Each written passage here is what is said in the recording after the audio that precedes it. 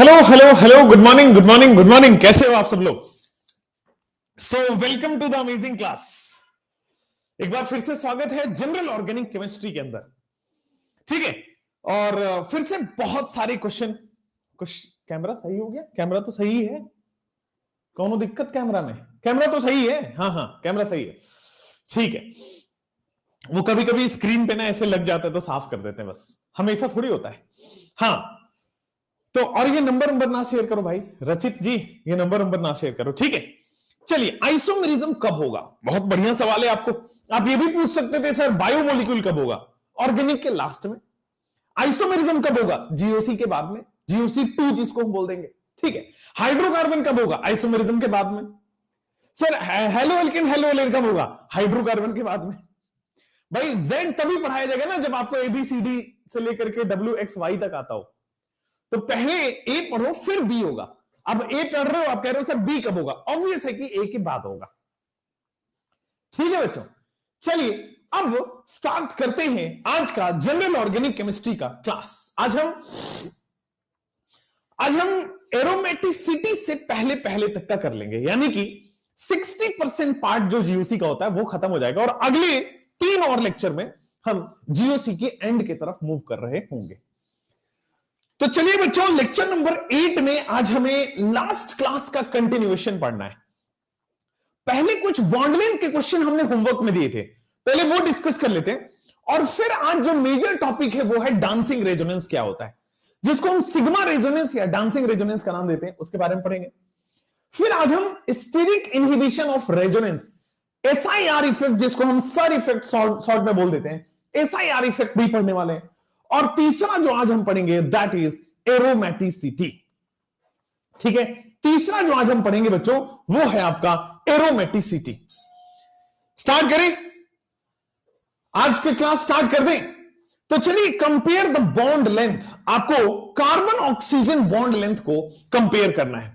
Compare the bond length, कल का ये होमवर्क क्वेश्चन है, और होमवर्क क्वेश्चन हमें करना है compare the carbon oxygen bond length. ठीक है, compare the carbon oxygen bond length. इसको मैंने बोल दिया अल्फा और इसको मैंने बोल दिया बीटा। तो कार्बन ऑक्सीजन बॉन्ड लेंथ को कंपेयर करना है, क्वेश्चन आपके पास यही है। ठीक है, compare the carbon oxygen bond length, compare the carbon oxygen bond length, ये आपके स्क्रीन पे आएगा कंपैरिजन करने के लिए। ठीक है, compare the carbon oxygen bond length. अब आ जाओ, अल्फा और बीटा की हम बात कर लेते हैं आगे की तरफ। अल्फा और बीटा की हम बात कर लेते हैं, तो ये वाले अल्फा बोल देते हैं, ये वाला बीटा बोल देते हैं। किसका बॉन्ड लेंथ ज्यादा है? आप बॉन्ड ऑर्डर भी कंपेयर करिए और बॉन्ड लेंथ भी कंपेयर करिए। ठीक है, बॉन्ड लेंथ भी कंपेयर करेंगे और साथ साथ में बच्चों हम बॉन्ड ऑर्डर भी कंपेयर करने वाले हैं। तो compare the bond order and compare the bond length. चलिए, अल्फा और बीटा में सबसे पहले मैं बॉन्ड ऑर्डर कंपेयर करता हूं, राइट हैंड साइड में कंपेयर करता हूं ताकि मैं लेफ्ट हैंड साइड में बना पाऊं। तो बॉन्ड ऑर्डर मुझे दिख रहा है beta greater than alpha. Bond order मुझे दिख रहा है बीटा, सबको दिख रहा है बीटा ग्रेटर देन अल्फा। कैसे दिख रहा है ये समझा देता हूं, कैसे दिख रहा है ये समझा देता हूं। आ जाओ सर, यहां पे कोई रेजोनेंस नहीं है, this is complete double bond. यहां पे रेजोनेंस नहीं है, देयरफॉर सेकंड वाले क्वेश्चन में कंप्लीट डबल बॉन्ड है। बट पहले वाले में रेजोनेंस है, और चूंकि पहले वाले में रेजोनेंस है तो यहां पे रेजोनेंस की वजह से पार्शियल डबल बॉन्ड आ गया। अब बताओ, डबल बॉन्ड का बॉन्ड ऑर्डर ज्यादा होता है कि पार्शियल डबल बॉन्ड का? कंप्लीट डबल बॉन्ड का बॉन्ड ऑर्डर ज्यादा होता है, therefore beta greater than alpha. लेकिन अगर मैं बॉन्ड लेंथ कंपेयर करूं तो bond length will be reverse order, that means alpha greater than beta. ठीक है, अभी मैंने पढ़ा था पार्शियल डबल बॉन्ड बड़ा होता है और डबल बॉन्ड छोटा होता है। चलिए 85 के बाद 86 क्वेश्चन, 85 के बाद अच्छा क्वेश्चन है 86, इसको भी करोगे। चलिए 86, अब इसमें जो अल्फा बीटा है वो कार्बन कार्बन बॉन्ड को अल्फा बीटा कह रहा है। इसमें जो अल्फा बीटा है, कार्बन कार्बन बॉन्ड को अल्फा बीटा कहा जा रहा है। किसको कहा जा रहा है? कार्बन कार्बन बॉन्ड को बेटा, इसको हम अल्फा कह रहे हैं और इसको हम बीटा कह रहे हैं।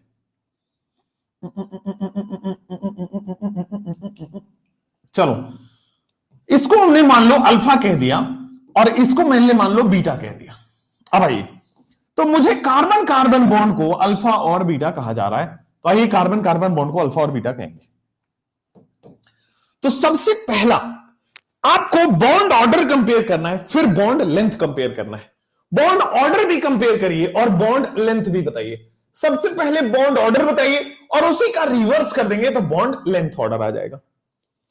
तो सर बॉन्ड ऑर्डर तो हमने निकाला है ना, sigma plus pi upon sigma. इसमें बॉन्ड ऑर्डर अगर हम निकालने जाएं तो सिग्मा कितना है, इसमें 6 सिग्मा दिख रहा है कार्बन कार्बन का, पाई कितना दिख रहा है 3, और divide by 6 sigma number sigma sigma sigma, तो कितना आ जाएगा आपके सामने 9/6, कितना आ जाएगा आपके सामने 3/2, और कितना आ जाएगा आपके सामने 1.5 आएगा, नहीं आएगा 1.5। यहां पे आइए bond order is equal to, यहां पे bond order is equal to, अब इसका बॉन्ड ऑर्डर निकालते हैं। तो बॉन्ड ऑर्डर आप देखो केवल इतना ही पार्ट है जो रेजोनेंस में है, तो जो हम सिग्मा और पाई बॉन्ड कैलकुलेट करेंगे केवल यही वाला पार्ट कैलकुलेट करेंगे रेजोनेंस में। ध्यान देना कितने सिग्मा है, 1 2 3 सिग्मा है, कितने पाई आ रहे हैं 2, डिवाइड बाई सिग्मा, तो आपके सामने आ रहा है 5/3, यानी कि 1.6 और 66 आते रहेगा 1.66, यहां पे 1.5 आ रहा है 1.66 आ रहा है, सबका आ रहा है, बिल्कुल सही है। तो bond order beta greater than alpha लिख लेंगे और इसी का रिवर्स ऑर्डर आपका बॉन्ड लेंथ आ जाता है, तो आंसर आ चुका है। ठीक है, ये आपके सामने आ चुका है बॉन्ड ऑर्डर 3 + 2/3 करके सीधा सीधा 1.66, 1.67 भी जो आप लिख रहे हो कमेंट में वो ठीक है। ठीक है, चलिए नेक्स्ट आप आओगे, ये होमवर्क क्वेश्चन ही दे रहा हूं मैं, होमवर्क क्वेश्चन ही डिस्कस कर रहा हूं बेटा। बॉन्ड ऑर्डर वाला ही बॉन्ड एनर्जी का ऑर्डर है, जो भी आंसर बॉन्ड ऑर्डर का है वही बॉन्ड एनर्जी का है, वही बॉन्ड स्ट्रेंथ का है, वही बॉन्ड स्टेबिलिटी का है, कल ही बताया था। तो अगर मैं बॉन्ड ऑर्डर लिख रहा हूं तो अपने आप बॉन्ड एनर्जी आपको क्लियर दिख गया होगा। चलिए आइए नेक्स्ट, यहां पे आ जाओ आप, अल्फा बीटा गामा क्या है। तो अल्फा बीटा गामा आपको एक झटके में बता देता हूं, अल्फा बीटा गामा। आइए नेक्स्ट, अल्फा बीटा गामा में दिस इज, इसको मैं बोल रहा हूं अल्फा, ये वाले पार्ट को मैं बोल रहा हूं बीटा, और ये वाले पार्ट को मैं बोल रहा हूं gamma. Compare the bond order, आपको बॉन्ड ऑर्डर निकालना हो, बॉन्ड एनर्जी निकालना हो, बॉन्ड लेंथ निकालना हो, केवल एक निकालिए आंसर आ जाएगा। जैसे ही आपके पास आए बॉन्ड ऑर्डर, तो बेटा ये अल्फा है, ये बीटा है, ये गामा है, किसका ज्यादा होगा, सबसे ज्यादा बता दीजिए, फिर हम कंपैरिजन कर लेंगे। अब हाईएस्ट बता दो तीनों में से सबसे पहले। तो तीनों में से हाईएस्ट निकालने पे आपको पता चला है कि सर यहां रेजोनेंस हो रहा है, यहां भी रेजोनेंस हो रहा है, बट ये वाला रेजोनेंस नहीं हो रहा है। तो रेजोनेंस नहीं होने की वजह से गामा सबसे ज्यादा बॉन्ड ऑर्डर होगा, क्योंकि यहां पे कंप्लीट डबल बॉन्ड है और ये पार्शियल डबल बॉन्ड है, ये कंप्लीट डबल बॉन्ड है और ये दोनों बच्चे आपके पास पार्शियल डबल बॉन्ड है। एकदम बढ़िया। सो एक कंप्लीट डबल बॉन्ड और ये दोनों पार्शियल डबल बॉन्ड की वजह से मैंने कंपैरिजन ऑफ बॉन्ड ऑर्डर कर चुका हूं, बॉन्ड ऑर्डर का कंपैरिजन कर चुका हूं, गामा सबसे बड़ा होगा। फिर अल्फा और बीटा में कंपेयर करिए, फिर आप कंपेयर करेंगे अल्फा और बीटा में, जल्दी से। गामा के बाद फिर बीटा और फिर अल्फा। अच्छा ऐसा क्यों सोच रहे हैं आप, गामा के बाद आप बीटा और फिर अल्फा, CBA। अच्छा ओके, रीजन कोई बता सकता है रीजन क्या है, रीजन, चलो ये बात ठीक है आपकी, चलो CBA है, बट इसका रीजन ऑब्वियसली गामा होगा, फिर बीटा होगा, फिर अल्फा होगा। रीजन वही है बेटा, जब हमने बॉन्ड ऑर्डर निकाल के देखा, रीजन वही है, हमने बॉन्ड ऑर्डर निकाल के देखा, तो बॉन्ड ऑर्डर यहां ज्यादा में हो रहा है ना, ज्यादा रेजोनेंस हो रहा है, ज्यादा रेजोनेंस हो रहा है तो बॉन्ड ऑर्डर कम आएगा, और चूंकि कम में रेजोनेंस हो रहा है तो बॉन्ड ऑर्डर ज्यादा आएगा।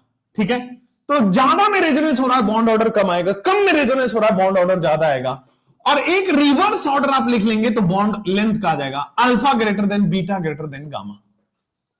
अभी थोड़ी देर पहले ही ये लॉजिक कराया था कि ज्यादा में रेजोनेंस हो रहा है तो बॉन्ड ऑर्डर कम आएगा, कम पार्ट में रेजोनेंस हो रहा है तो बॉन्ड ऑर्डर ज्यादा आएगा।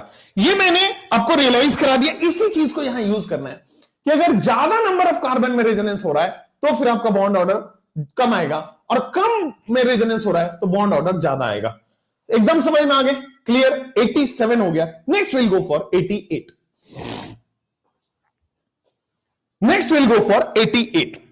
88 में भी आपको कार्बन ऑक्सीजन, इसी को ही अल्फा, इसको बीटा बोलना है और इसको गामा बोलना है। तो कार्बन ऑक्सीजन का बॉन्ड लेंथ, बॉन्ड ऑर्डर आपको कंपेयर करना है। आप 10 सेकेंड्स लीजिए, इस क्वेश्चन को सोचिए बच्चों, 10 सेकेंड्स लीजिए, इस क्वेश्चन को सोचिए, अल्फा बीटा गामा को सोचिए। 10 सेकेंड्स लेके, ज्यादा नहीं, 10 सेकेंड्स लेके इस क्वेश्चन को सोचिएगा। तो अल्फा बीटा और गामा में 10 सेकेंड्स लेने के बाद, सोचने के बाद क्या समझ आ रहा है? सबसे ज्यादा कहां है? तो आ जाओ देख लेते, बॉन्ड ऑर्डर निकाल ही लेते हैं, है ना। तो सर यहां रेजोनेंस होगा, ये पाई बॉन्ड यहां, ये लोन पेयर यहां से यहां आएगा, फिर ये पाई बॉन्ड आगे जाएगा और यहां पे नेगेटिव चार्ज बनेगा, मतलब कुल मिला के यहां से यहां तक रेजोनेंस है। यही समझ में आ रहा? ठीक है। अगर यहां से यहां तक रेजोनेंस है तो बॉन्ड ऑर्डर कैसे निकलेगा? Sigma plus pi upon sigma. 1 2 3 4 sigma, pi कितना है? 2 डिवाइड बाई 4, यानी कि 6/4, यानी कि 3/2, यानी कि 1.5 आ गया, 1.5 आ गया आपके सामने बॉन्ड ऑर्डर। इसका बॉन्ड ऑर्डर निकालोगे तो देखो सिग्मा कितना है? 1 और 2 सिग्मा ही आ रहा है। पाई कितना है? 1 और डिवाइड बाई सिग्मा कितना आ गया आपके सामने? 2। तो आ जाएगा 3/2, यानी कि आपके सामने आ जाएगा 1.5। लो अब क्या करोगे? दोनों में बॉन्ड ऑर्डर सेम आ गया। Now what will happen? अगर बॉन्ड ऑर्डर सेम आ गया तो देख लो, और सी में तो सिंगल बॉन्ड है, सी में तो बेटा कोई भी रेजोनेंस नहीं हो रहा है, तो क्या मैं लिख दूं कि गामा जो है सिंगल बॉन्ड है, उसका बॉन्ड ऑर्डर सबसे कम होगा। गामा जो है वो सिंगल बॉन्ड है, बॉन्ड ऑर्डर बेटा इसका सबसे कम होगा। एकदम ठीक। अल्फा और बीटा में कैसे कंपेयर करने वाले हो? हां, अल्फा और बीटा में चूंकि दोनों का बॉन्ड ऑर्डर बेटा आ रहा है सेम, तो मैं इसको लिख दूंगा, चूंकि दोनों का बॉन्ड ऑर्डर आ रहा है same, then we will write bond order 1 2 3 4 5 6 alpha is equal to beta. ठीक है। और सिंगल बॉन्ड का बॉन्ड ऑर्डर होता है 1, सिंगल बॉन्ड का बॉन्ड ऑर्डर होता है 1, और यहां पे बेटा आ जाएगा bond order is equal to 1।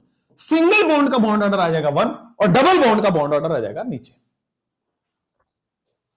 Gamma का ज्यादा नहीं होगा बेटा बॉन्ड ऑर्डर, ये तो पार्शियल डबल बॉन्ड है और ये सिंगल बॉन्ड है, तो गामा का सबसे कम होगा, और इन दोनों का बॉन्ड ऑर्डर हो गया बराबर। ठीक है। तो बॉन्ड लेंथ भी आपके पास सेम, उसका रिवर्स ऑर्डर कर देंगे, बॉन्ड लेंथ आ जाएगा। मोर resonance in first, more partial character. हाँ, ये बात ठीक है आपकी कि ज्यादा रेजोनेंस आ रहा है तो ज्यादा पार्शियल डबल बॉन्ड है। यहां पे कहने का मतलब है दोनों में पार्शियल डबल बॉन्ड तो है भाई, यहां भी पार्शियल डबल बॉन्ड है, यहां भी पार्शियल डबल बॉन्ड है। ठीक है। इसमें मोर ज्यादा रेजोनेंस है तो ज्यादा पार्शियल डबल बॉन्ड है, यहां पे कम रेजोनेंस है तो कम पार्शियल डबल बॉन्ड है, और यहां पे आपके सामने सिंगल बॉन्ड है, ये सिंगल बॉन्ड है, तो बॉन्ड ऑर्डर कम हो गया। अगर आप प्रिसाइजली कंपेयर करना चाहें, मान लो आपको ऑर्डर ही देना है, वैसे answer will be alpha equal to beta and then gamma, but मान लो आपको फिर भी आंसर देना है तो यहां पे ज्यादा डबल बॉन्ड आएगा, more partial double bond because of more resonance. तो जितना ज्यादा डबल बॉन्ड उतना ही ज्यादा बॉन्ड ऑर्डर, जितना ज्यादा डबल बॉन्ड उतना ही ज्यादा बॉन्ड ऑर्डर, एंड आपके सामने ये आंसर भी आता है। ठीक है। तो कई बुक्स में ये भी दिया हुआ है, और कई बार जब आप कैलकुलेट करोगे बॉन्ड ऑर्डर को तो alpha is equal to beta और ग्रेटर देन गामा, ये दोनों ग्रेटर देन गामा हो जाएंगे। गामा सबसे छोटा होगा, सिंगल बॉन्ड है, तो दोनों ही आंसर आपको दिखे गए हैं। पहले वाले का लॉजिक हमने कैलकुलेट करके बता दिया, दूसरे वाले का लॉजिक ज्यादा रेजोनेंस हो रहा है तो ज्यादा पार्शियल डबल बॉन्ड आएगा, जितना ज्यादा डबल बॉन्ड आता है उतना ही ज्यादा आपके पास बॉन्ड ऑर्डर आता है। ठीक है। दोनों वाले में ही आपके पास ये ऑर्डर आएगा। अगर बराबर आए तो ही वो वाला कॉन्सेप्ट लगाना है कि सर मोर रेजोनेंस मोर पार्शियल डबल बॉन्ड। देखिए यहां से अगर बॉन्ड ऑर्डर बराबर आ रहा है तो ही हम वो वाला कॉन्सेप्ट लगाएंगे कि मोर resonance and more partial double bond. Else आपके पास जो मैंने अभी बताया कि ज्यादा रेजोनेंस है कम डबल बॉन्ड आएगा, ज्यादा रेजोनेंस है डबल बॉन्ड कम आ जाएगा। डबल बॉन्ड कम नहीं आ रहा है, मैं ये नहीं कह रहा कि पार्शियल डबल बॉन्ड कम आ रहा है, मैं कह रहा हूं बॉन्ड ऑर्डर कम आ रहा है। ज्यादा रेजोनेंस होने से पार्शियल डबल बॉन्ड ज्यादा होता है, कम रेजोनेंस से पार्शियल डबल बॉन्ड कम होता है, बट ज्यादा रेजोनेंस से बॉन्ड ऑर्डर कम हुआ और कम रेजोनेंस से बॉन्ड ऑर्डर बढ़ गया। दोनों में डिफरेंस है, दोनों में डिफरेंस है। चलिए अगर मैं इसकी बात करता हूं, अल्फा और बीटा दोनों में मैंने अल्फा और बीटा लगा दिया है। कार्बन ऑक्सीजन बॉन्ड को मैं बोल देता हूं अल्फा, कार्बन ऑक्सीजन बॉन्ड को मैं बोल देता हूं बेटे अल्फा, और यहां पे इसको मैं बोल देता हूं अल्फा और इसको बोल देता हूं बीटा। अब आपको समझ आ जाएगा कि सर बॉन्ड ऑर्डर तो देखो, चूंकि ज्यादा रेजोनेंस हो रहा है, एक जगह कम रेजोनेंस हो रहा है, तो ज्यादा रेजोनेंस होने की वजह से बॉन्ड ऑर्डर बेटा इनका हो जाएगा कम। ज्यादा रेजोनेंस है बॉन्ड ऑर्डर हो जाएगा कम, और कम रेजोनेंस है तो बॉन्ड ऑर्डर आपका अल्फा ग्रेटर देन बीटा हो जाएगा। एकदम बढ़िया। ज्यादा रेजोनेंस है तो बॉन्ड ऑर्डर हो जाएगा कम, और अगर कम रेजोनेंस है तो बॉन्ड ऑर्डर बॉन्ड लेंथ हो जाएगा ज्यादा। समझ में आया? वो मोर रेजोनेंस मोर पार्शियल डबल बॉन्ड कब लगाना है? जब बॉन्ड ऑर्डर आपके बॉन्ड ऑर्डर क्या हो जाए, सेम हो जाए। तो 89 के बाद 90 नंबर क्वेश्चन पे आई, 89 के बाद 90 नंबर क्वेश्चन पे आई। तो 90 नंबर क्वेश्चन आपका कहता है सर यहां पे आप कार्बन डबल बॉन्ड कार्बन को, एक को अल्फा बोलोगे दूसरे को बीटा बोलोगे। कार्बन डबल बॉन्ड कार्बन को आप क्या बोल दोगे बेटा? अल्फा। ठीक है, यहां पे आप बोल दोगे अल्फा, और यहां पे आप बोल दोगे बेटा बीटा। यहां पे आप बोल दोगे अल्फा और आगे वाले को बोल दोगे बीटा। अब मुझे बता दो कि बॉन्ड ऑर्डर किसका ज्यादा होगा और बॉन्ड लेंथ किसका ज्यादा होगा? तो सर बॉन्ड ऑर्डर और बॉन्ड लेंथ, तो बॉन्ड ऑर्डर अगर बताया जाए तो सर ये डबल बॉन्ड है और ये पार्शियल डबल बॉन्ड है। यहां रेजोनेंस हो रहा है, यहां रेजोनेंस नहीं हो रहा है। सर ये डबल बॉन्ड है और ये पार्शियल डबल बॉन्ड है। तो ये डबल बॉन्ड है then it is beta greater than alpha. ये डबल बॉन्ड है then it is beta greater than alpha. ठीक है, और बॉन्ड लेंथ की बात करोगे तो रिवर्स ऑर्डर कर दोगे तो बॉन्ड लेंथ आ जाएगा। रिवर्स ऑर्डर कर दोगे 90 नंबर तो आपके सामने यह आ जाएगा 90 नंबर। चलिए उसके बाद 91 नंबर क्वेश्चन पे जाते हैं। 91 नंबर क्वेश्चन पे अगेन जब आप 91 नंबर क्वेश्चन पे जाएंगे तो अल्फा और बीटा, कार्बन और नाइट्रोजन को अल्फा बीटा बोल दिया। तो आ जाओ, कार्बन नाइट्रोजन वाले को यहां पे मैंने अल्फा बोल दिया और यहां पे मैंने बीटा बोल दिया। 91 वाले को, कार्बन वाले को अल्फा बोल दिया फिर बीटा बोल दिया। बॉन्ड ऑर्डर किसका ज्यादा होगा? अब ये भी बताया था सर चूंकि ज्यादा रेजोनेंस है बॉन्ड ऑर्डर हो जाएगा कम, और यहां पे कम रेजोनेंस है बॉन्ड ऑर्डर हो जाएगा ज्यादा। आप निकाल के भी देख सकते हो। चलिए एक बार मैं निकाल देता हूं ताकि आपके मन की जो डाउट है वो एक बार क्लियर हो जाए। ठीक है, आ जाओ मैं निकाल के बता देता हूं, वैसे मैंने पहले बताया है बट आइए। तो बॉन्ड ऑर्डर देखो, यहां से यहां तक में आपका रेजोनेंस हो रहा है और इस वाले में यहां से यहां तक रेजोनेंस हो रहा है, यही है। चलो तो सर आपके सामने sigma plus pi upon sigma कितने हैं? 1 2 3 4 सिग्मा। पाई कितना आपके सामने? 1 2। Sigma plus pi upon sigma, तो क्या आपके सामने आ रहा है बेटा 6/4? तो क्या आपके सामने आ रहा है बेटा 3/2? क्या आपके सामने आ रहा है 1.5? चलो इसका बॉन्ड ऑर्डर निकालते हैं। The bond order will be sigma plus pi upon sigma. 1 और 2 सिग्मा आ गया, ठीक है सर। पाई कितना मेरे सामने? 1 आ गया और डिवाइड बाई सिग्मा आ गया। Sigma plus pi upon sigma, ठीक है। Sigma plus pi upon sigma that is 3/2, that means आपके पास आ गया 1.5। ओहो, 1 2 3 डिवाइड बाई ये यहां पे 1 2 3 4, 4 + 2 डिवाइड बाई, ठीक है। अब बॉन्ड ऑर्डर आ गया आपके सामने। ये फिर से वही कॉन्सेप्ट लगाएंगे आपके सामने। अब बॉन्ड ऑर्डर बेटा आ गया सामने, देख दिया दीजिए, सेम आ गया।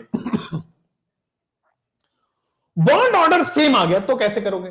तो सर बॉन्ड ऑर्डर सेम आ गया तो उसमें देखो मोर रेजोनेंस और इसमें देखो लेस रेजोनेंस।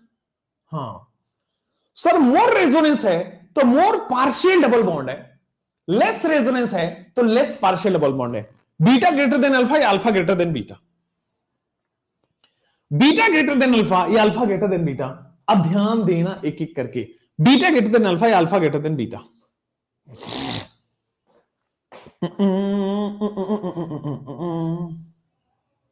ए बी चल रहा है, ए बी ए 2 1 1 2।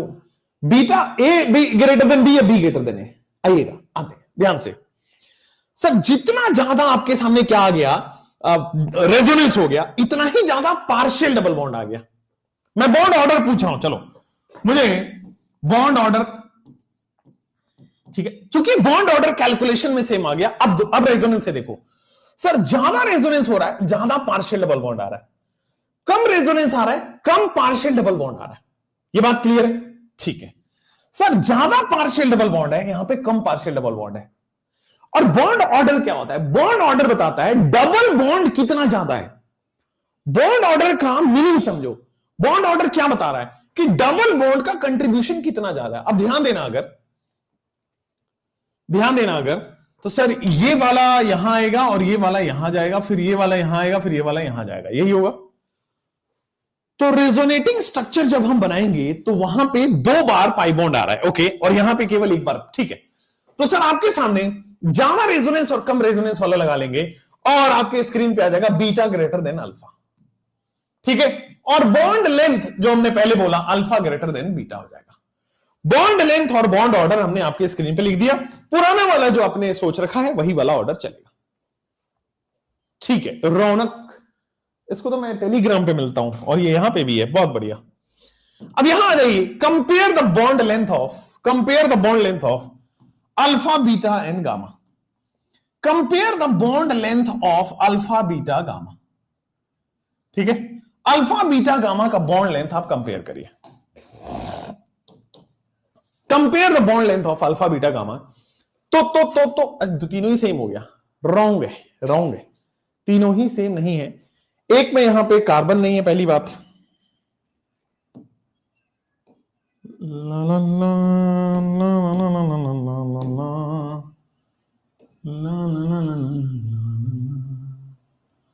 गुलाबी आंखें जो तेरी देखी शराबी ये दिल हो गया,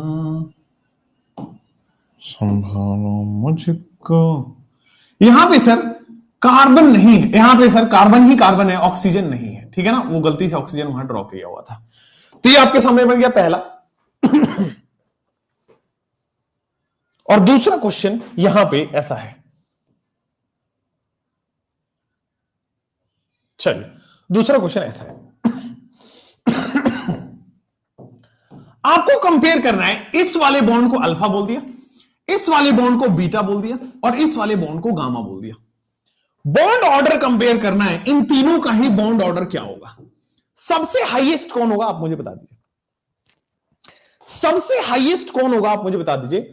तो ऑब्वियसली दिख रहा है सर सबसे ज्यादा हाईएस्ट, यहां पे तो रेजोनेंस हो ही नहीं रहा है, गामा में सबसे ज्यादा होगा, है ना, सी ऑप्शन, बहुत बढ़िया। और बी में कि ए में, किसको बोलूं अब, बी और ए में। तो देखो ज्यादा रेजोनेंस हो रहा है ना इसमें, क्योंकि ज्यादा रेजोनेंस है तो क्या बॉन्ड ऑर्डर कम हो जाएगा, कम रेजोनेंस है तो बॉन्ड ऑर्डर ज्यादा होगा, ज्यादा रेजोनेंस है तो बॉन्ड ऑर्डर कम हो जाएगा, कम रेजोनेंस है तो बॉन्ड ऑर्डर ज्यादा हो जाएगा। Gamma greater than beta greater than alpha, gamma greater than beta greater than alpha, ये बॉन्ड ऑर्डर हो गया। बॉन्ड ऑर्डर के बाद अब हम आते हैं सर आपके पास बॉन्ड लेंथ पे। तो bond length is alpha greater than beta greater than gamma. Bond length क्या होगा आपके सामने, alpha greater than beta greater than gamma, ये आपके सामने बॉन्ड लेंथ आ गया। ये बॉन्ड ऑर्डर है और ये बॉन्ड लेंथ है, ठीक, ये बॉन्ड ऑर्डर है और ये वाला सर आपके सामने बॉन्ड लेंथ है, बोलो हाँ या ना। तो अल्फा बीटा गामा आपके उस पे आ गया है 92 नंबर। आते हैं 93 नंबर पे, आइए बच्चों आते हैं 93 नंबर पे। कंपेयर, इसमें दोनों में कार्बन कार्बन बॉन्ड लेंथ बताइए, बॉन्ड ऑर्डर भी बताइए और बॉन्ड लेंथ भी बताइए। एज ग्रेटर देन बी या बी ग्रेटर देन ए, जल्दी से बता दीजिए इन दोनों में, ठीक है। चलो अब यहां पे आओगे सर बॉन्ड ऑर्डर निकालो। तो bond order is equal to sigma कितने हैं, 1 2 3 4 5। अब देखो पूरे में रेजोनेंस है 5, पाई कितना है 2 और सिग्मा कितना है 5, यानी कि 7/5, यानी कि 1.2 आएगा तो 4, 1.4, 14 5 70। यहां पे आप बॉन्ड ऑर्डर निकालो तो सिग्मा कितना है 1 2 3, पाई कितना है 1 डिवाइड बाय सिग्मा कितना है 3, तो कितना आ जाएगा 4/3, तो कितना आ जाएगा 1.33 आ जाएगा। बिल्कुल सही है, क्या 1.33 आ जाएगा। ये बॉन्ड ऑर्डर आपके सामने वैल्यू ही निकल गई, तो ज्यादा सोचने की जरूरत नहीं है, ए ग्रेटर देन बी। लेकिन अगर इसी का रिवर्स कर दो तो बी ग्रेटर देन ए आ जाएगा आंसर बॉन्ड लेंथ का, ठीक है। कभी आपको बॉन्ड ऑर्डर पूछेगा, कभी आपको बॉन्ड लेंथ पूछेगा, आपको दोनों का पता होना चाहिए और आपके स्क्रीन पे आ चुका है। चलिए यहां तक आपने 90 क्वेश्चंस कर लिए हैं, किसमें, बॉन्ड ऑर्डर और बॉन्ड लेंथ में। लास्ट के 94 हो गए, 90 के बाद 94 आ गए, नहीं 93 है, ठीक है 94 है। आइए 95 क्वेश्चन हमने बॉन्ड पैरामीटर्स में किए हैं, ठीक है 95 क्वेश्चन, लगभग 100 क्वेश्चन। इसके बाद अब हम टॉपिक स्टार्ट करेंगे, क्या टॉपिक का नाम है, डांसिंग रेजोनेंस। पहले हम इन दोनों के सॉल्व कर लेते हैं, compare the bond order, bond length, bond energy. तो बॉन्ड ऑर्डर अगर मैं निकालना चाहूं, चलो ए ग्रेटर देन बी या बी ग्रेटर देन ए, तो इसमें देखोगे मैंने इसका 4 रेजोनेटिंग स्ट्रक्चर बना रखा है और पूरे बॉन्ड में, पूरे कंपाउंड में रेजोनेंस हो रहा है। तो सिग्मा प्लस पाई करो, 1 2 3 4 सिग्मा तो बार बार दिख गए, 4 सिग्मा स्क्वायर के दिख गए, तो 8 सिग्मा प्लस पाई कितना है, 1 2 3 पाई है। तो sigma plus pi upon sigma यानी कि 11/8 कितना हो रहा है, 1 पॉइंट और 8 3 24 कितना गया 60, 1.37 विल बी द आंसर। ठीक है, इसका बॉन्ड ऑर्डर निकालने जाते हैं तो सिग्मा पूरे में है, सिग्मा कितना है 5 प्लस पाई कितना है, सिग्मा प्लस पाई यानी कि 2, sigma plus pi upon sigma यानी कि 7/5 यानी कि 1 पॉइंट आपके सामने आ जाएगा 14/75 है ना, 20 आ गया, 14/75 1.4, ये 1.37 है 1.4 है। अगर मैं बॉन्ड ऑर्डर की कंपैरिजन करूं, अगर मैं बच्चों बॉन्ड ऑर्डर की कंपैरिजन करूं क्या हो जाएगा, बीटा ग्रेटर देन अल्फा। अगर मैं बॉन्ड ऑर्डर की कंपैरिजन करूं बीटा ग्रेटर देन अल्फा, अगर मैं बॉन्ड लेंथ का कंपैरिजन करूं अल्फा ग्रेटर देन बीटा, अगर मैं बॉन्ड ऑर्डर का कंपैरिजन करूं बीटा ग्रेटर देन अल्फा, अगर मैं बॉन्ड लेंथ का कंपैरिजन करूं अल्फा ग्रेटर देन बीटा, बोल दो हाँ या ना, अल्फा ग्रेटर देन बीटा। ये बॉन्ड ऑर्डर हो गया, ये बॉन्ड लेंथ हो गया, 94 नंबर क्वेश्चन आपके पास आ गया है। बॉन्ड ऑर्डर का ही जो आंसर होगा वही बॉन्ड एनर्जी और बॉन्ड स्ट्रेंथ का हो जाएगा। चलिए अब यहां पे इस क्वेश्चन चलिए, यहां पे ये प्रीवियस ईयर का क्वेश्चन है, काट के डाला गया है कहीं से, तो आ जाओ, इसको बोल दिया उन्होंने अल्फा, इस वाले को they said alpha, carbon oxygen वाले को बोल दिया उन्होंने अल्फा, और यहां पे कार्बन ऑक्सीजन को बोल दिया उन्होंने बीटा। ठीक है, कार्बन ऑक्सीजन वाले को बोल दिया अल्फा और इस कार्बन ऑक्सीजन वाले को बोल दिया बीटा। ठीक है इसको बोल दिया अल्फा और इस वाले को बोल दिया बीटा।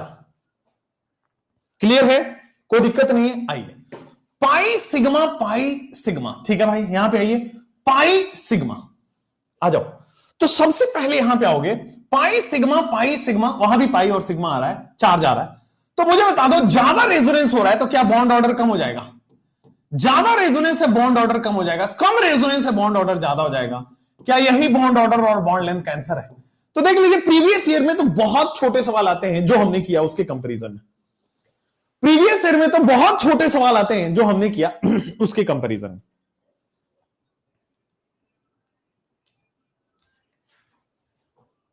एक सेकेंड, एक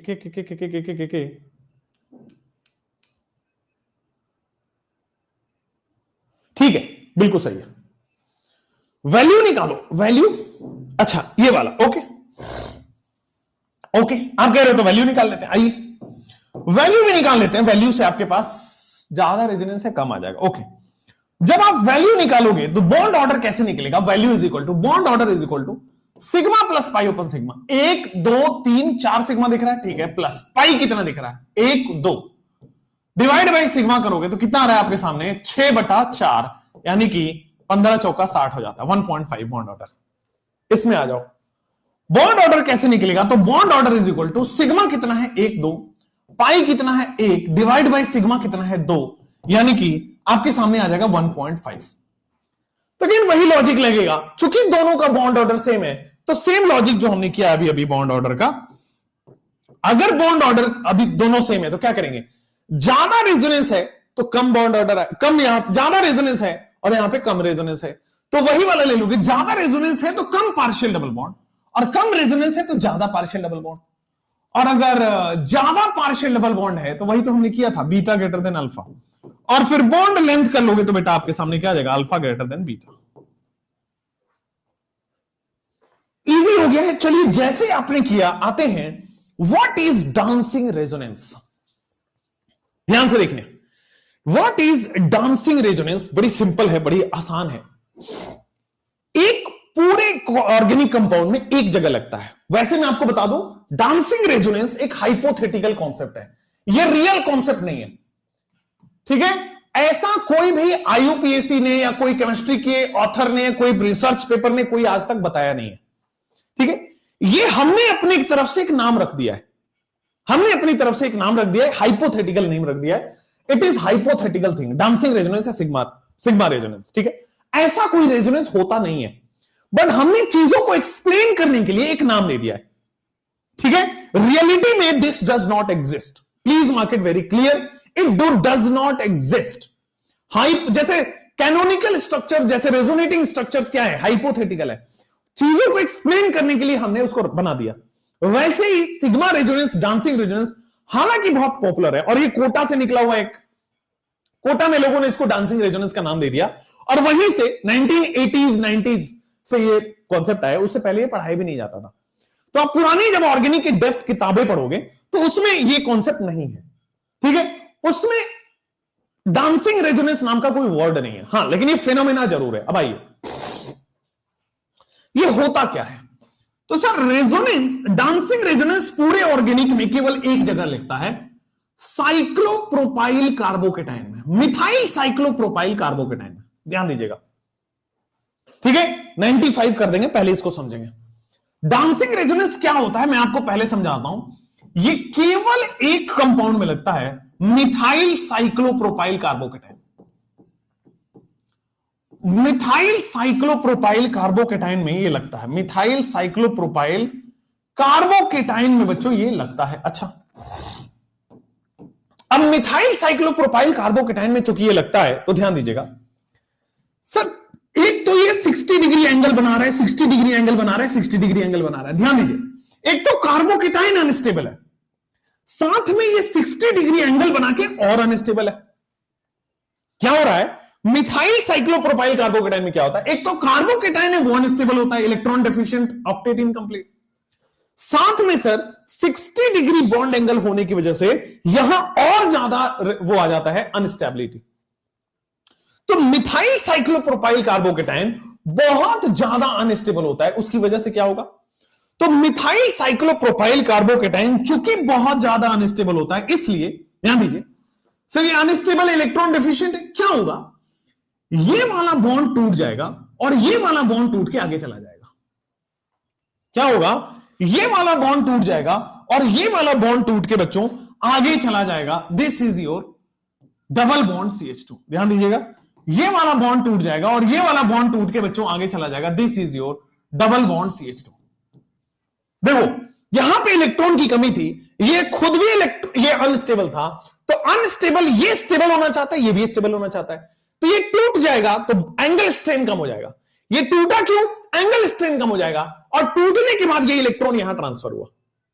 तो एक्चुअली में जो सिग्मा बॉन्ड है वो टूट के रेजोनेंस कर रहा है, पाई बॉन्ड की तरह दिखा रहा है। सिग्मा बॉन्ड है वो टूट के पाई बॉन्ड की तरह दिखा रहा है। दिस इज सिग्मा रेजोनेंस या dancing resonance. This is sigma resonance या dancing resonance. Methyl cyclopropyl carbocation में क्या है सर? ये डांसिंग रेजोनेंस समझ आया। एक तो ये इलेक्ट्रॉन डेफिशिएंट है और ये अनस्टेबल है, तो इसके इलेक्ट्रॉन की कमी पूरी करता है ये सिग्मा इलेक्ट्रॉन। समझ में आ गया? समझ में आ गया? जैसे मान लीजिए एक और बार, जैसे मान लीजिए एक और बार, ये साइक्लोप्रोपाइल सबसे पहले समझना है कि अनस्टेबल है। सबसे पहले ये समझो कि सर एंगल स्ट्रेन है, यहां पे ये जो बॉन्ड एंगल है वो 60 डिग्री है, एंगल स्ट्रेन आता है साइक्लोप्रोपाइल में, ठीक है। एंगल स्ट्रेन क्या होता है कि सर कम बॉन्ड एंगल की वजह से रिपल्सन होता है आपस में। बॉन्ड एंगल कम है तो पास पास में आ जाए, रिपल्सन हो रहा है, तो सर एंगल स्ट्रेन है, बॉन्ड एंगल 60 है, रिपल्सन हो रहा है। इसकी वजह, और साथ में अगर इसके सामने इलेक्ट्रॉन डेफिशिएंट कार्बोकेटाइन लग जाए, तो ये तो पहले से अनस्टेबल ही था और ये इलेक्ट्रॉन की कमी हो रहा है यहां पे, तो होगा क्या? ध्यान से देखना है। होगा क्या? ध्यान से देखना है सर। होगा क्या? ध्यान से देखना है सर। ये वाला सिग्मा बॉन्ड टूट के यहां पाई बॉन्ड में कन्वर्ट हो जाएगा। होगा क्या? ये वाला सिग्मा बॉन्ड टूट के वहां पाई बॉन्ड में कन्वर्ट हो जाएगा। तो देखो बेटे, डबल बॉन्ड CH2 आ चुका है। कोई भी आप ऊपर वाला सिग्मा बॉन्ड तोड़ के भी बना सकते हो यहां पे, ये वाला सिग्मा बॉन्ड भी तोड़ सकते हो यहां पे। तीसरा केस आप ये भी बना सकते हो, कि सर ये वाला बॉन्ड तोड़ दो, ये ऐसे रहेगा, ये ऐसे रहेगा, डबल बॉन्ड CH2, ये आपके स्क्रीन पे ये रहने वाला है, ध्यान दीजिएगा। सर ऊपर से सिग्मा बॉन्ड तोड़ के पाई बॉन्ड बनेगा, नीचे से सिग्मा बॉन्ड तोड़ के पाई बॉन्ड बनेगा, ये वाला सिग्मा बॉन्ड, तो तीनों ही बन सकता है। All are the resonating structure of dancing resonance. समझ में आया? कोई प्रॉब्लम नहीं है। सिग्मा बॉन्ड या डांसिंग रेजोनेंस क्या हो रहा है, एक तो यहां अनस्टेबल है, इसके इलेक्ट्रॉन की कमी कैसे पूरी होगी, ये सिग्मा इलेक्ट्रॉन तोड़ेगा। और ये सिग्मा इलेक्ट्रॉन क्यों टूट रहा है? सिग्मा बॉन्ड तो स्ट्रांग होता है, आपका सवाल आएगा कि सर सिग्मा बॉन्ड क्यों टूट रहा है? तो स्ट्रांग है, क्योंकि ये खुद ही अनस्टेबल है, खुद ही 60 डिग्री एंगल स्ट्रेन है, तो ये खुद टूटना चाहता है, खुद स्टेबल होना चाहता है, और टूट के बेटा रेजोनेंस कर देता है। एटलीस्ट पहले क्या था, ये भी अनस्टेबल था, ये भी अनस्टेबल था, अब क्या है, ये तो स्टेबल हो चुका है, ये भी अब सिग्मा बॉन्ड से स्टेबल है। इसी को कहते हैं डांसिंग रेजोनेंस। अब डांसिंग रेजोनेंस क्यों बोला गया, तो ध्यान दो, ये क्या होता है, ये पहले इधर से टूटेगा, ध्यान दीजिए, डांसिंग रेजोनेंस क्यों बोला जाता है, पहले इधर से टूटेगा, कभी इधर से टूटेगा, कभी इधर से टूटेगा। तो देखो डांसिंग टाइप का लग रहा है, कभी यहां, कभी यहां, कभी यहां, कभी यहां से टूटा, कभी यहां से टूटा, कभी यहां से टूटा, कभी ये टूटा, कभी ये टूटा, कभी ये टूटा, कभी ये टूटा, कभी ये टूटा, कभी ये टूटा। समझे बात को? समझ में आ रहा है कि सर डांसिंग रेजोनेंस जो है, ये इसको 2 इलेक्ट्रॉन चाहिए, 6 इलेक्ट्रॉन से 2 इलेक्ट्रॉन चाहिए, तो 2 इलेक्ट्रॉन इस बॉन्ड से टूट के मिल सकता है, कभी 2 इलेक्ट्रॉन इस बॉन्ड से टूट के मिल सकता है, कभी 2 इलेक्ट्रॉन इस वाले बॉन्ड से टूट के मिल सकता है। तो कभी ये टूट रहा है, कभी ये टूट रहा है, कभी ये टूट रहा है, कभी ये, कभी ये, कभी ये। तो डांसिंग टाइप का नहीं समझ में आ रहा है, ठीक है? कभी ऐसा, कभी ऐसा, कभी ऐसा, कभी ऐसा, ऐसा, ऐसा, ऐसा, ऐसा, ऐसा। तो since it seems like dancing, therefore it is known as dancing resonance, therefore it is known as DR dancing. अब ब्रेक डांस की तरह लग रहा है। थर्ड वाला कैसे हो रहा है बेटे?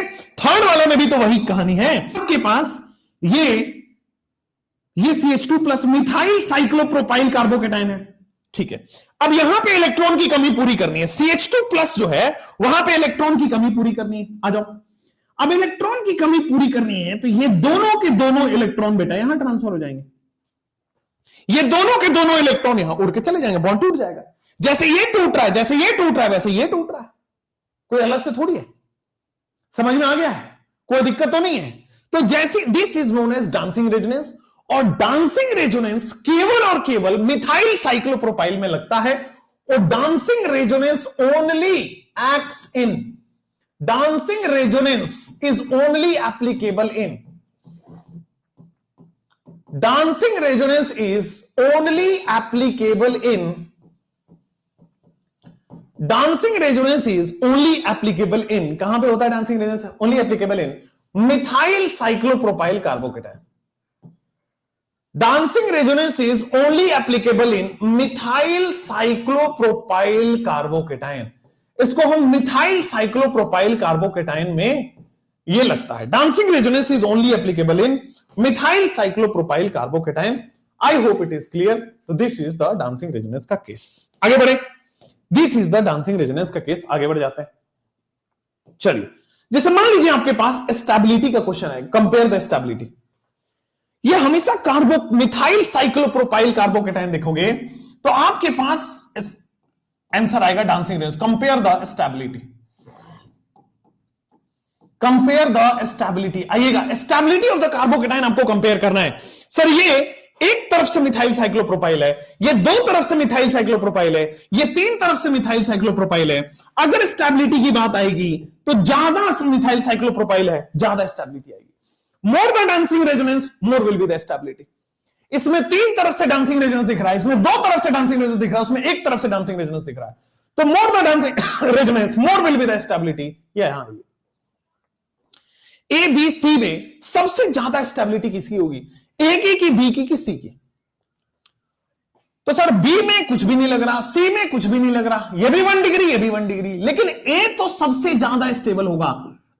ध्यान दीजिए, अगर कार्बोकेटाइन की कंपैरिजन आए तो डांसिंग रेजोनेंस सबसे ज्यादा प्रायोरिटी पे होती है, यानी कि डांसिंग रेजोनेंस आंख बंद करके सबसे ज्यादा स्टेबल लिख देना। तो यहां पे तो डांसिंग रेजोनेंस दिख गया, साइक्लोप्रोपाइल मिथाइल, ठीक है। अच्छा, कई लोग इसमें डांसिंग रेजोनेंस लगाते हैं, दैट इज रॉन्ग बेटा। ये केवल साइक्लोप्रोपाइल कार्बोकेटाइन है, मिथाइल कहां है इसमें? मिथाइल साइक्लोप्रोपाइल में डांसिंग रेजोनेंस लगता है, ठीक हो गया। तो ए सबसे ज्यादा स्टेबल है। बी और सी में बताओ, बी और सी में बता दो। इसमें तो डांसिंग रेजोनेंस लग गया, सिग्मा रेजोनेंस या डांसिंग रेजोनेंस बोलते हैं इसको, इसमें तो डांसिंग रेजोनेंस लग गया बी और सी में। तो बी में भाई 1 2 3 4 कार्बन है और सी में 1 2 3 4 5 कार्बन है, कौन ज्यादा होगा? ये भी प्लस आई लगा रहा है, ये भी प्लस आई लगा रहा है। सर ज्यादा कार्बन में प्लस आई ज्यादा लगता है, ज्यादा कार्बन है प्लस आई ज्यादा लगता है, क्या आगे बढ़ सकते हैं? More the carbon more will, A B C गलत है, A C B will be the answer. A B C कैसे बोल दिया भाई? इसमें more the carbon more will be the plus I, C में more will be the carbon, जितना ज्यादा बच्चों आपके पास कार्बन होगा more will be the plus I, more will be the carbon more will be the plus I. जितना ज्यादा carbon होगा उतना ज्यादा प्लस आई होगा। I hope it is clear. A greater than C greater than B, question number 2, dancing resonance A C B, question number 2 ठीक हो गया। Question number 2 के बाद बच्चों यहां पे आते हैं question number 3। Compare the stability of the carbocation. आप stability of the carbocation compare करिए, क्या होगा? तो आप देखो यहां पे सर, सबसे पहले डांसिंग रेजोनेंस, ओके, ये CpH3 का मतलब समझ रहे हो? कार्बोकेटाइन और PH3 का मतलब मैं बना देता हूं सर, 3 बेंजीन रिंग लग रहा है, PH का मतलब बेंजीन होता है, तो 1 2 3, ठीक है, एक ये हो गया। दूसरा आपके साथ बेटे ये हो जाएगा 1 2 3, 1 2 3, और तीसरा आपके सामने कुछ ऐसा हो जाएगा सर, 1 फिर 2 और फिर 3, ठीक है, 3। तो दिस इज कार्बोकेटाइन है और 3 बेंजीन लग रहा है।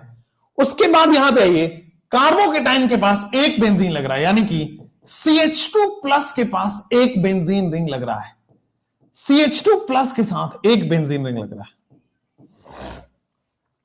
ठीक है। आइए, तो ये सी ऑप्शन है, ये डी ऑप्शन है, ये बी ऑप्शन आपके सामने है, ए ऑप्शन आपके सामने। कंपेयर करिए, अभी तक मौका मिल चुका है, कंपेयर कर चुके होंगे। ए बी सी डी ई, कई लोग कह रहे हैं सी बी डी ए ई, बहुत बढ़िया। ए सी भी है कई लोगों का। मैक्सिमम सबसे ज्यादा किसका होगा? चलो, सी का, ए का, बी का, डी का, क्या होगा?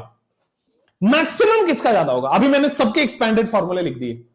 सबसे ज्यादा किसका होगा? ए का, बी का, सी का, डी का, ई का। ए का, कई लोग कह रहे सी का, क्योंकि 3 बेंजीन यहां है।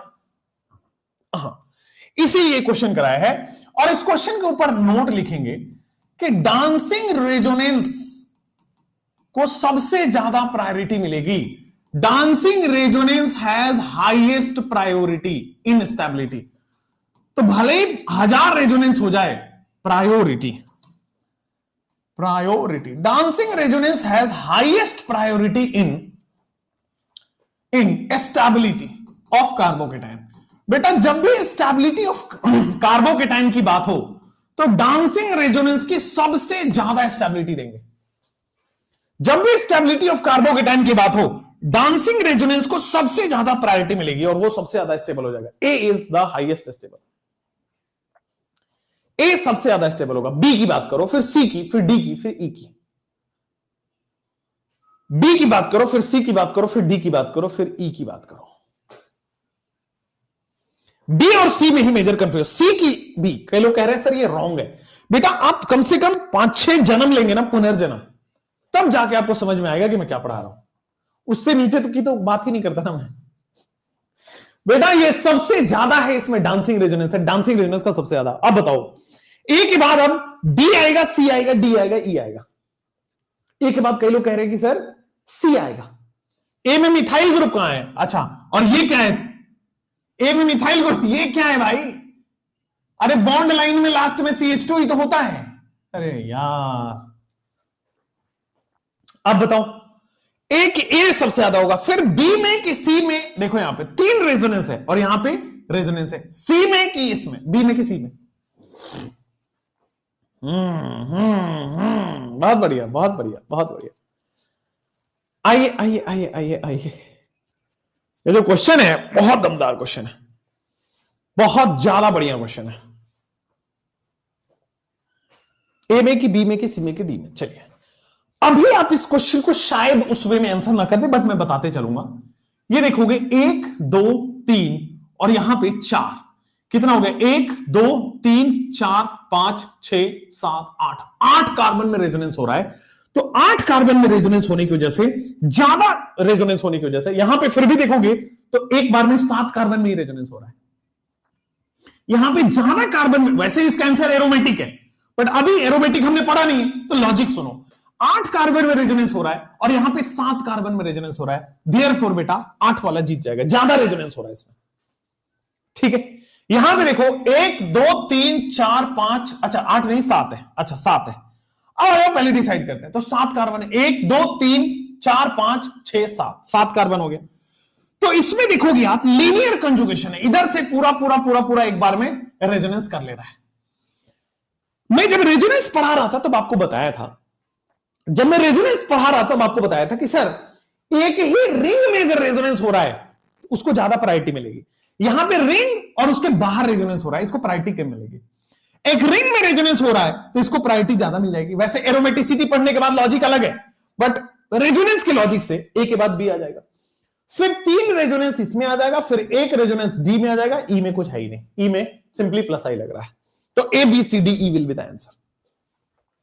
ठीक है, क्लियर है, कोई प्रॉब्लम नहीं है, हाँ या ना? आगे बढ़ सकते हैं, जल्दी से बोल दो, क्लियर एकदम। चलिए, तो सर आपके सामने A B C D E will be the answer. ठीक है, हाँ या ना? ऑल गुड, चले आगे। तो नेक्स्ट क्वेश्चन आपके पास रहेगा, sir tell me the stability order ABCD, stability of the carbocation. तो जब आप स्टेबिलिटी ऑफ द कार्बोकेटायन, अगर मान लीजिए क्वेश्चन नंबर 3 समझ नहीं आया तो एरोमेटिसिटी का वेट करिए, वहां पे आराम से पढ़ाया जाएगा। एरोमेटिसिटी में इसको और एक्सप्लेन किया जाएगा। अब आओ ABCDE में what will be the answer. तो सर आपके सामने 3 डांसिंग रेजोनेंस है, ए में सबसे ज्यादा होगा, फिर BCDE में तो सर ए के बाद सी का नंबर आएगा क्योंकि उसमें 1 डांसिंग रेजोनेंस है।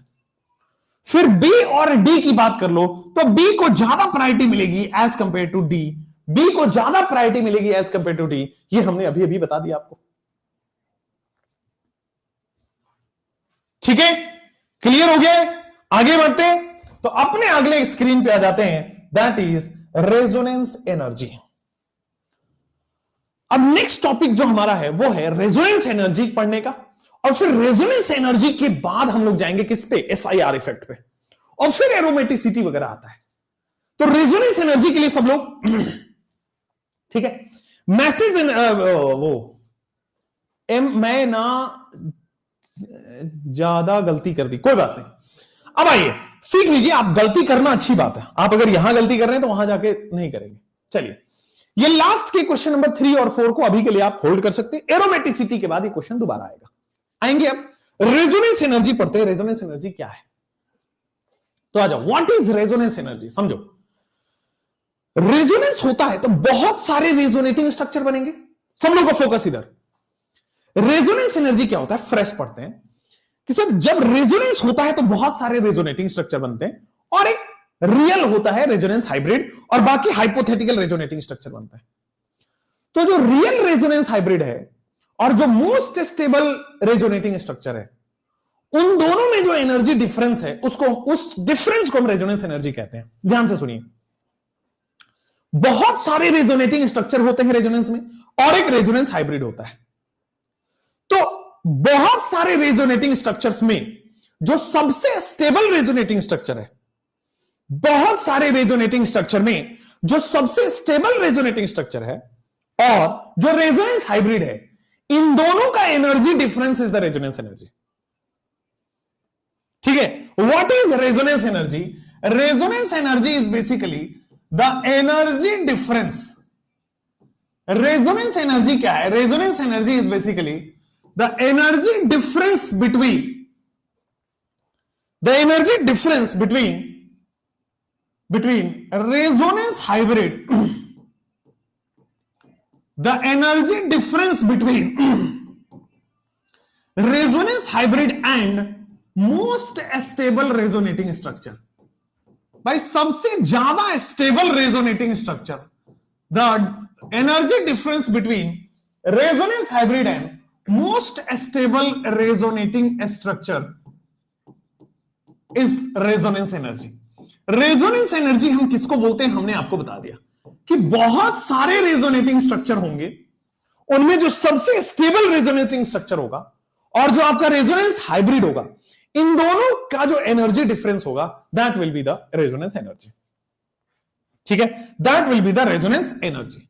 अब रेजोनेंस एनर्जी क्वेश्चन कैसे आएगा, तो बहुत सारे आपको स्ट्रक्चर बना देगा और पूछेगा कि which of the following has the highest resonance energy and which of the following has the lowest resonance energy.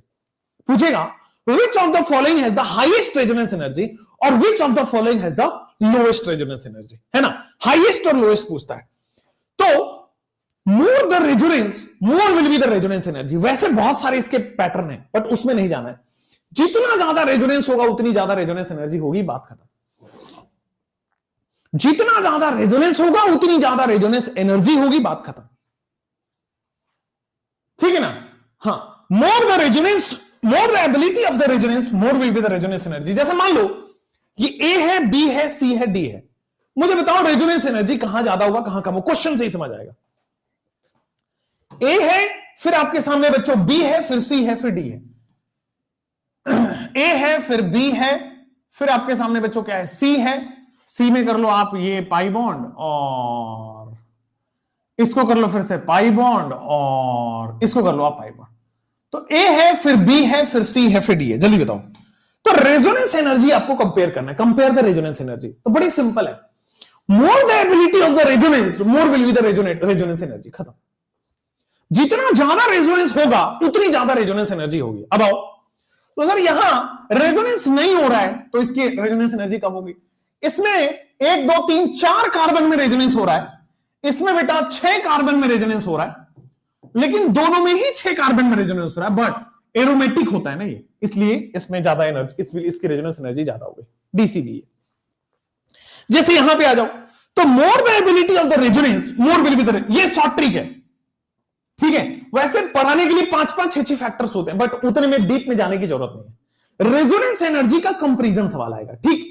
Comparison सवाल जो एनसीईआरटी वाले हैं वो मैं करा रहा हूं और उसी से सारे सवाल हो जाएंगे। आप एनसीईआरटी कर लो, कोटा मटेरियल उठा लो, कहीं कर लो। मेरा एक ट्रिक और पूरे पे लगता है रेजोनेंस एनर्जी में, more the ability of the resonance. बता दो, तो इसका एनर्जी होगा ए ग्रेड, फिर बी, उससे ज्यादा सी। क्या सही है? जितना ज्यादा रेजोनेंस उतनी ज्यादा रेजोनेंस एनर्जी। यहां पे आइए, more the ability of the resonance more will be the resonance. थोड़ा सा स्लाइट लॉजिक चाहिए, थोड़ा सा लॉजिक चाहिए। आप देखना इसका आंसर खुद ब खुद करोगे। रेजोनेंस एनर्जी ए का ज्यादा होगा, बी का ज्यादा होगा, तो आप कहोगे कि सर ये देखिए यहां पे carbon carbon carbon carbon carbon का रेजोनेंस है, यहां नाइट्रोजन एक घुस गया। नाइट्रोजन चूंकि मोर इलेक्ट्रोनेगेटिव है, ये मोर इलेक्ट्रोनेगेटिव है, तो उतने अच्छे से रेजोनेंस से पार्टिसिपेट नहीं होगा। ये मोर इलेक्ट्रोनेगेटिव है, ये उतने अच्छे से पार्टिसिपेट नहीं करेगा। ये अपना पाई बॉन्ड उतने अच्छे से डोनेट नहीं कर पाएगा, ठीक है ना। ये अपना पाई बॉन्ड मोर इलेक्ट्रोनेगेटिव कहां डोनेट कर पाता है, वही अगर कार्बन है वो लेस इलेक्ट्रोनेगेटिव है, वो डोनेट कर पाएगा। तो रेजोनेंस कहां ज्यादा होगा? सर चूंकि लेस इलेक्ट्रोनेगेटिव है तो ये ज्यादा रेजोनेंस करेगा, ये मोर इलेक्ट्रोनेगेटिव है कम रेजोनेंस करेगा। लेस इलेक्ट्रोनेगेटिव इसका मतलब मोर रेजोनेंस, ठीक है। तो क्या आपके सामने answer A greater than B आने वाला है? Less electronegative and more electronegative. क्या आपके स्क्रीन पे यही होगा? जल्दी से बोल दीजिए, क्या आपके स्क्रीन पे यही होगा? जल्दी से बोल दीजिए। चलिए अब नेक्स्ट हम मूव करते हैं, यहां पे आइए। ये नाइट्रोजन आपके सामने ऐसा है, ऐसा है, ऐसा है। मुझे बता दो ये लोन पेयर रेजोनेंस में है, ये ऑक्सीजन बेटा रेजोनेंस में है, सिमिलरली ये सल्फर आपका रेजोनेंस में है। तो बता दो जल्दी से एक बार, कम ऑन, कि which of the following will have the more resonating structure. Question number 4 की बात कर लेते हैं। Which of the following will have the more resonating structures? Which of the following will have the more resonating structure? CAB या ABC? देखना ध्यान से।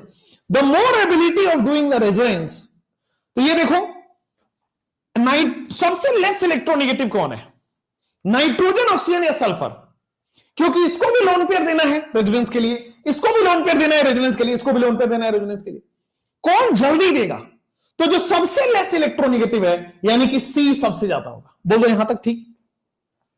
Less electronegative है, रेजोनेंस ज्यादा करेगा। अब उन दोनों में ए लेस इलेक्ट्रोनेगेटिव है, बी मोर इलेक्ट्रोनेगेटिव है, इसलिए the more ability of donating electron, the more ability of doing resonance, more will be the resonance energy. एक पॉइंट, उससे आप 1 लाख क्वेश्चन कर लो, क्या फर्क पड़ता है? यही सही तरीका है बेटा आप पढ़ने का। क्वेश्चन नंबर 5 की बात करेंगे ए और बी में। क्वेश्चन नंबर 5 में आप बात करेंगे ए और बी में। अब ये देखो, जब दोनों में सेम हो जाए, जब दोनों में सेम हो जाए, ये क्या है? नेप्थलीन, एंथ्रासिन फिनेंथ्रासिन, नॉट नेप्थलीन, ये एंथ्रासिन और ये फिनेंथ्रासिन, ये याद करना पड़ेगा। जब इक्वल हो जाए तो आप याद कर लीजिए बी ग्रेटर देन ए। ठीक है, जब ठीक है, जब अनसिमेट्रिकल में ज्यादा हो जाएगा, सिमेट्रिकल में कम हो जाएगा। यहां पे आइए, इन दोनों क्वेश्चन में करिए 6 में, more will be the resonance energy किस वाले में, ए में कि बी में? 6 वाले में बता दो more will be the resonance energy A में कि बी में। इसको याद कर लीजिए और इसमें बता दो 6 में। तो सर इसमें आप देखोगे, इसमें ऑक्सीजन को अपना लोन पेयर डोनेट करना है ना रेजोनेंस के लिए, ठीक है ना? ऑक्सीजन अपना लोन पेयर डोनेट करेगा तब रेजोनेंस होगा। यहां पे O- अपना लोन पेयर डोनेट करेगा, रेजोनेंस होगा। कौन आसानी से डोनेट कर देगा? ऑक्सीजन अच्छे से डोनेट करेगा या O- अच्छे से डोनेट करेगा? कौन अच्छे से डोनेट करेगा? ऑक्सीजन अच्छे से डोनेट करेगा या O- अच्छे से डोनेट करेगा? बेटा हायर इलेक्ट्रॉन डेंसिटी है न्यूट्रल और चार्ज में, ये हाई इलेक्ट्रॉन डेंसिटी है, लो इलेक्ट्रॉन डेंसिटी है। अगर ये हाई इलेक्ट्रॉन डेंसिटी है तो बी ग्रेटर देन ए, अगर ये हाई इलेक्ट्रॉन डेंसिटी है तो वो ज्यादा रेजोनेंस करेगा, ये लो इलेक्ट्रॉन डेंसिटी है तो ये कम रेजोनेंस करेगा। बी ग्रेटर देन ए में ये हाई इलेक्ट्रॉन डेंसिटी है तो ये आगे जाके डोनेट करेगा, ये लो इलेक्ट्रॉन डेंसिटी है तो ये और आगे जाके डोनेट कर रहा है। हाई इलेक्ट्रॉन डेंसिटी है इसलिए ज्यादा रेजोनेंस करने की टेंडेंसी रखता है, इसलिए ज्यादा रेजोनेंस एनर्जी कर देगा। बी ग्रेटर देन ए हो गया, एकदम बढ़िया। High electron density low electron density के बाद इसमें आ जाइए, जल्दी से करेंगे क्वेश्चन नंबर 7, थोड़ा सा क्विक। इसमें किसमें ज्यादा रेजोनेंस होगा? सर स्टेबिलिटी भी देखना है आपको।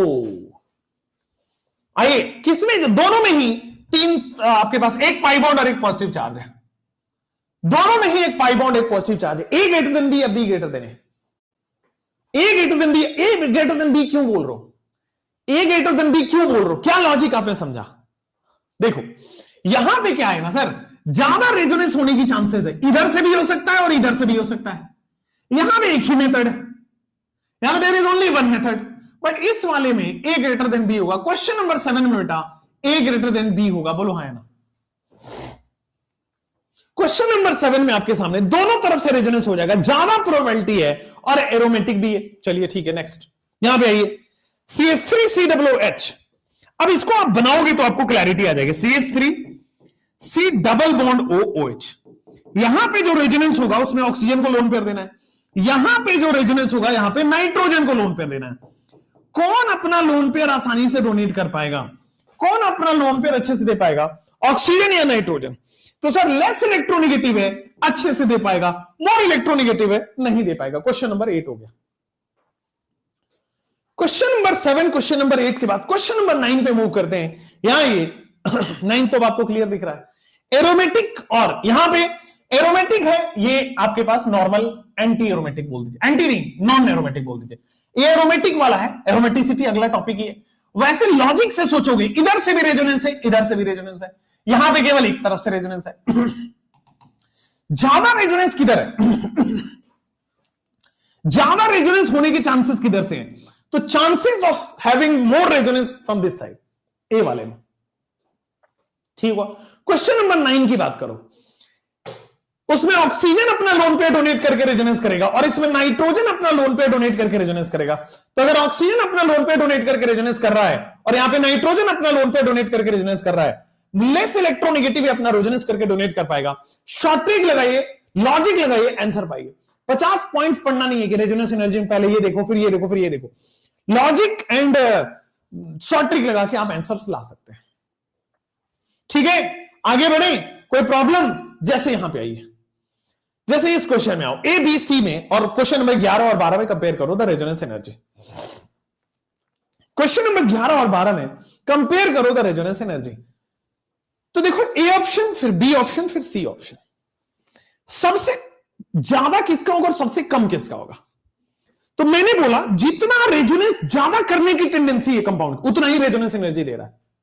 लेकिन अगर आप बी कंपाउंड को देख रहे हो, उसमें रेजोनेंस कम है, बी वाले में बेटा रेजोनेंस कम है उसकी टेंडेंसी, तो बी वाले में रेजोनेंस कम है उसकी टेंडेंसी। ए और सी में रेजोनेंस बराबर है, लेकिन ए और सी में भी आप ध्यान दें तो सी में क्रॉस कंजुगेशन है। देखो इधर से भी कंजुगेशन हो रहा है और इधर से भी कंजुगेशन हो रहा है सी में। एरोमेटिक नहीं है, एरोमेटिक नहीं है, ये क्रॉस कंजुगेशन जरूर हो रहा है, क्रॉस कंजुगेशन जरूर हो रहा है, इधर से भी हो रहा है और इधर से भी हो रहा है। तो is it a cross conjugation? तो लेफ्ट और राइट से क्रॉस कंजुगेशन हो रहा है। यहां पे लिख भी लो, सी में बेटे आपके सामने क्रॉस कंजुगेशन हो रहा है। एरोमेटिक रहता तो ये नहीं सोचते, बट एरोमेटिक नहीं है। ये देखो sp3 कार्बन है, एरोमेटिक हमेशा sp2 पे लगता है। आ जाओ नीचे। ये वाले में भी रेजोनेंस तो सेम है, but it is extended conjugation, it is not cross conjugation, it is extended conjugation. It is not cross conjugation, it is extended conjugation. यहां से यहां तक होगा, it is extended conjugation. Sir A वाले में आपके सामने क्या होने वाला है? This is extended conjugation. A वाले में आपके सामने एक्सटेंडेड कंजुगेशन होने वाला है। पहले वाले में एक्सटेंडेड कंजुगेशन होगा और सी वाले में आपके सामने क्रॉस कंजुगेशन होगा। पहले वाले में एक्सटेंडेड कंजुगेशन होगा और सी वाले में आपके सामने क्रॉस कंजुगेशन होगा। आ जाओ, ए और सी में, ए में ज्यादा स्टेबिलिटी है, सी में कम स्टेबिलिटी है। ए और सी में, ए में ज्यादा स्टेबिलिटी है, सी में कम स्टेबिलिटी है। तो सी ए बी, यही रेजोनेंस एनर्जी का ऑर्डर देगा। नीचे आ जाओ। जब आप नीचे आओगे तो दोनों सेम है या दोनों अलग अलग है? दोनों अलग अलग है सर, दोनों अलग अलग है। अगेन दोनों में ऑक्सीजन को ही अपना लोन पेयर देना है, लेकिन पहले वाले में क्रॉस कंजुगेशन हो जा रहा है। ध्यान दो, ये देखो इधर से भी पाई सिग्मा लोन पेयर, इधर से भी पाई सिग्मा लोन पेयर। तो क्या ये क्रॉस कंजुगेशन है? अगर ये क्रॉस कंजुगेशन है फर्स्ट वाले में, तो उसकी स्टेबिलिटी कम हो जाएगी और B greater than A will be the answer. ठीक है। सेकेंड वाले में आप देखोगे this is linear conjugation. Second वाले में this is simply linear conjugation. केवल एक तरफ से कंजुगेशन किए जा रहा है। ये देखो केवल एक तरफ से कंजुगेशन किए जा रहा है। Here we have double sided conjugation, इधर से भी और इधर से भी। तो ए में आपके सामने क्रॉस कंजुगेशन है, बी में आपके सामने लीनियर कंजुगेशन है। चलो, ए में आपके सामने क्रॉस कंजुगेशन है, बी में लीनियर कंजुगेशन है। क्रॉस की स्टेबिलिटी कम होगी, लीनियर की स्टेबिलिटी ज्यादा होती है। आंसर। रेजोनेंस एनर्जी में मैंने आपको केवल एक लाइन बताया है, नथिंग मोर देन दैट। पहला यह बताया कि जिसकी रेजोनेंस करने की टेंडेंसी ज्यादा है उसकी रेजोनेंस एनर्जी ज्यादा है, बस इतना। उसे सारे क्वेश्चन मैंने आपको कराए, उससे आपको मैंने सारे क्वेश्चन यहां तक करा दिए, 12 क्वेश्चन इसमें करा दिए। ठीक है। अब ये एक टॉपिक है जो थोड़ा सा अलग सा टॉपिक है, आप कह सकते हो। ये बॉन्ड लेंथ से रिलेटेड टॉपिक है, अलग से है। ठीक है। और ये दोनों ही रेजोनेंस एनर्जी और एसआईआर इफेक्ट, ये दोनों एक्सक्लूडेड टॉपिक्स में से एक है, बट यहीं पे आपको पढ़ना चाहिए, यहीं पे आपको पढ़ना चाहिए। अब एसआईआर इफेक्ट क्या है? तो हम सब क्या करते हैं, वो पढ़ लेते हैं, इसकी रिजल्ट पढ़ लेते हैं। बट एक्चुअली में रिजल्ट से पहले ये समझो SIR effect, what is the literal meaning of SIR. SIR करेगा क्या और एसआईआर साइंटिस्ट ने कैसे सोचा? फर्स्ट गो देयर, पहले आप इसका ओरिजिन में आओ। 8 नंबर, अरे भाई तुम स्पैमर हो एकदम। 8 नंबर क्वेश्चन क्या है? 8 नंबर क्वेश्चन में भाई ऑक्सीजन को रेजोनेंस करना है, नाइट्रोजन को रेजोनेंस करना है। 8 नंबर में तुम समझ नहीं पा रहे हो क्या? बताया तो था 8 नंबर। ठीक है, 1 नंबर लो बेटा, 1 नंबर तुम बेटा 1 नंबर, भगवान करे तुम्हें अभी अभी 1 नंबर आए यार। जितना ज्यादा रेजोनेंस उतनी ज्यादा रेजोनेंस एनर्जी। इन दोनों में एरोमेटिक ज्यादा स्टेबल है, इसलिए रेजोनेंस एनर्जी ज्यादा है, इसकी कम हो गई, कम रेजोनेंस, इसकी रेजोनेंस हो ही नहीं रही है। लेफ्ट से राइट जाओगे रेजोनेंस बढ़ते जा रहा है, रेजोनेंस एनर्जी बढ़ते जा रहा है। आगे बढ़ो, एसआईआर पढ़ाने दो यार तुम, एसआईआर पढ़ाने दो तुम। What is SIR?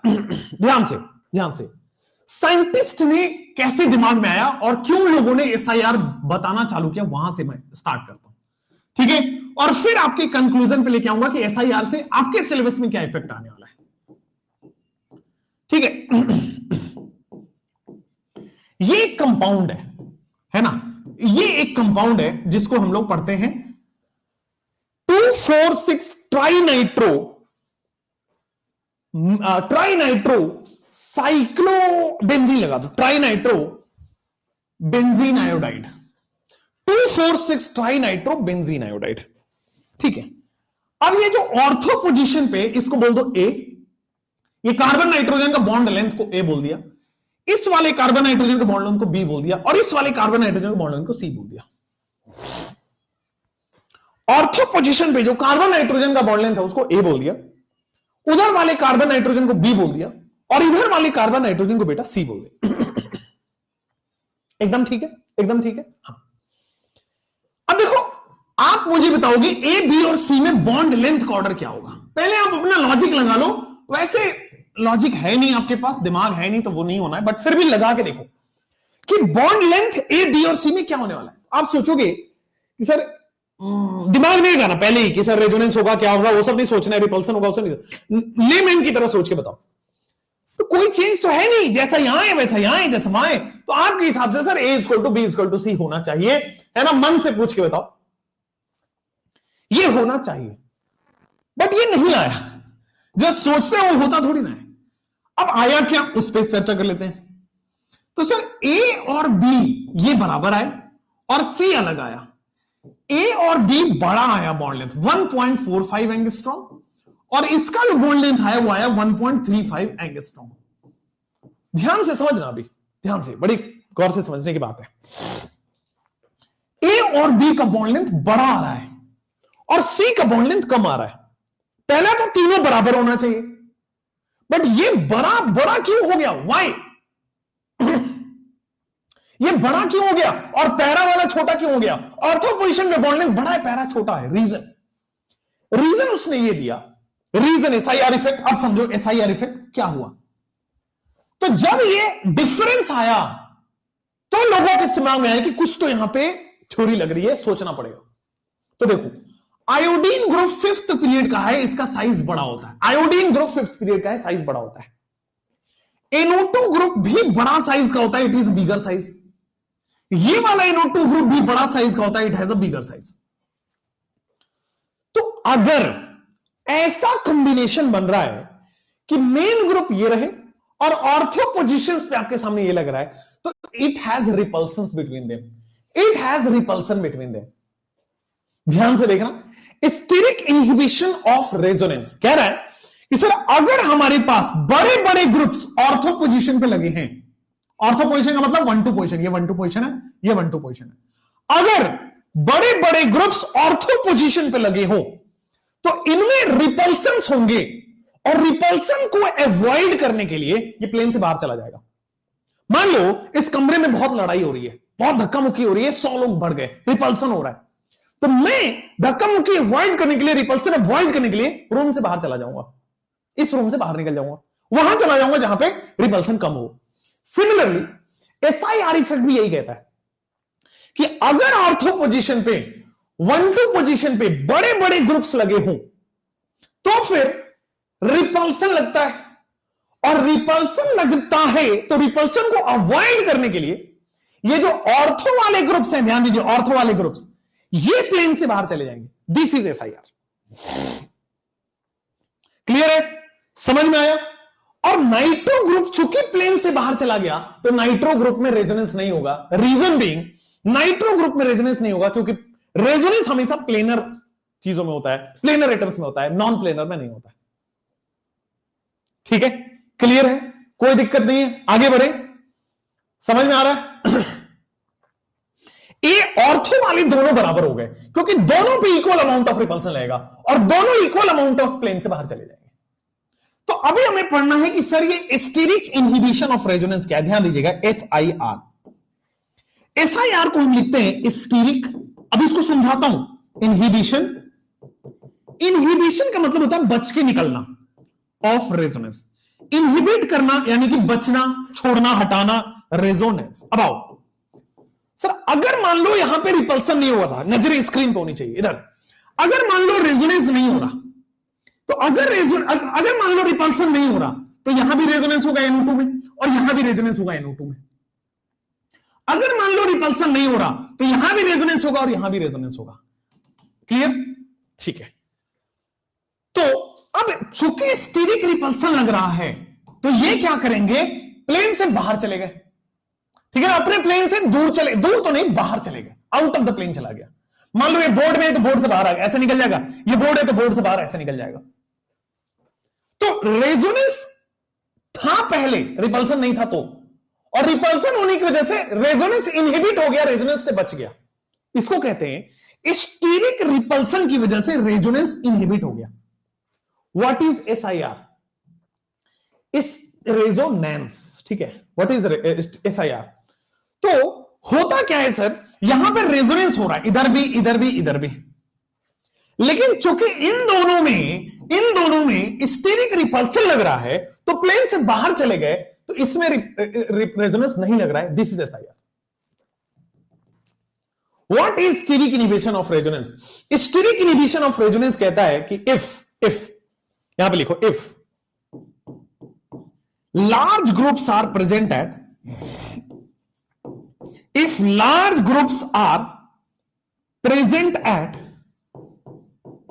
Ortho position,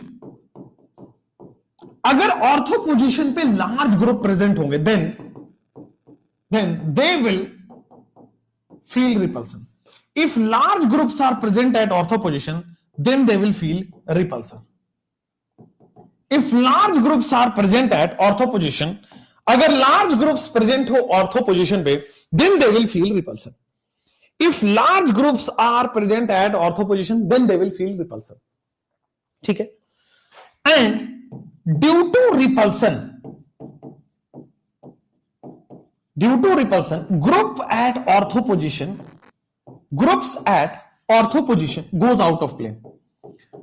groups at ortho position goes out of plane. Ortho position पे जो ग्रुप्स है बेटा वो आउट ऑफ द प्लेन चले जाते हैं, गोज आउट ऑफ प्लेन, ठीक है। If large groups are present at ortho position then they will feel repulsion and due to repulsion groups at ortho position goes out of the plane. Due to which, जिसकी वजह से अब वो out of the plane चला गया, due to which resonance do not occur at ortho position. Due to which resonance do not occur at ortho position, जिसकी वजह से रेजोनेंस नहीं होगा आपके ऑर्थो पोजीशन में। Due to which resonance do not occur at ortho position, ठीक है। This effect is known as steric inhibition of resonance. This effect is known as SIR। This effect is known as steric inhibition of resonance या SIR effect. SIR effect में 3 step है। पहला step है कि large group होने चाहिए ortho position पे, जिसकी वजह से स्टीरिक रिपल्सन लेगा और ये आउट ऑफ द प्लेन चले जाएंगे। आउट ऑफ द प्लेन चले जाएंगे तो इसमें रिपल्सन नहीं होगा, इसी को कहते हैं स्टीरिक इनहिबिशन ऑफ रेजोनेंस। और ध्यान दो, चूंकि वो आउट ऑफ द प्लेन चले गए, प्लेन से, अब ये पहले ऐसे थे, अब ये ऐसे हो गए, आउट ऑफ द प्लेन चले गए तो बॉन्ड लेंथ बढ़ गया। पहले ये बोर्ड में चिपके हुए थे, अब ये बोर्ड से बाहर आ गए तो बॉन्ड लेंथ बढ़ गया, देयरफॉर बॉन्ड लेंथ बढ़ रहा था। This is SIR। अब बताओ, दिस इज SIR। ला ला ला ला ला ला ला ला ला ला ला। क्लियर एकदम, क्लियर एकदम। SIR पैरा भी जाएगा नहीं बेटा, अब पैरा पे रिपल्सन नहीं लग रहा है तो पैरा पे नहीं लगेगा, तो SIR इफेक्ट केवल ऑर्थो पे लगेगा। SIR इफेक्ट बेटा ऑर्थो पोजीशन पे ही लगेगा, only and only ortho position पे, 1-2 पोजीशन पे, ठीक है। पैरा पे ये नहीं लग रहा है। ये सिलेबस में है कि नहीं है, ठीक है। अब मैं कुछ आपको SIR ग्रुप्स के कंडीशंस फॉर रेजोनेंस नहीं, अब मैं आपको SIR ग्रुप कुछ लिखवा रहा हूं कि कहां कहां रेजोनेंस, कहां कहां रिपल्सन होगा, कहां कहां नहीं लगेगा। आइए, तो यहां पे लिखो large groups which show SIR, large groups which show steric inhibition of resonance, which show SIR। जो बेटा स्टीरिक इनहिबिशन ऑफ रेजोनेंस दिखाते हैं, large groups which show steric inhibition of resonance. तो लार्ज ग्रुप जो बेटा SIR दिखाते हैं, stearic inhibition of resonance दिखाते हैं, वो आपकी स्क्रीन पे आने वाले हैं। Large groups which show steric, देखो तो सबसे पहला ग्रुप आपके सामने आएगा NR2। सबसे पहला ग्रुप बेटा आपके सामने आएगा NR2, ये लार्ज ग्रुप है और ये स्टीरिक इनहिबिशन ऑफ रेजोनेंस दिखाएगा। दूसरा सर आपके सामने आएगा C डबल बॉन्ड OOH, ये भी लार्ज ग्रुप्स हैं जो स्टीरिक इनहिबिशन ऑफ रेजोनेंस दिखाएगा बेटा। फिर आपके सामने दिखाएगा NO2, large groups which show steric inhibition of resonance, that is NO2। फिर आ जाओ, ये भी आपके सामने C डबल बॉन्ड OOR, ये भी आपके सामने steric inhibition of resonance, large groups हैं वो बेटा दिखाएंगे, ठीक है, आप COH हो गया NO2, COONH2 अमाइड भी ले लो, ये भी आपके सामने लार्ज ग्रुप्स हैं। अगर ये लगे हुए जैसे NO2 SIR दिखा रहा है, वैसे ये सारे SIR दिखाएंगे, ठीक है। जैसे COOCl, ये भी आपके सामने क्या दिखाएगा सर, आपके सामने दिस विल शो SIR। अगर कोई एनहाइड्राइड मिल जाए तो ये भी आपके सामने क्या दिखाएगा, SIR। अगर ये भी ऑर्थो पोजीशन पे रिंग विंग बना रहा हो तो this will also show SIR। समझ में आया, क्लियर, कोई दिक्कत नहीं है, दीज विल शो SIR। तो some small groups which do not show SIR, यहां पे आइए, a small groups which do not show SIR,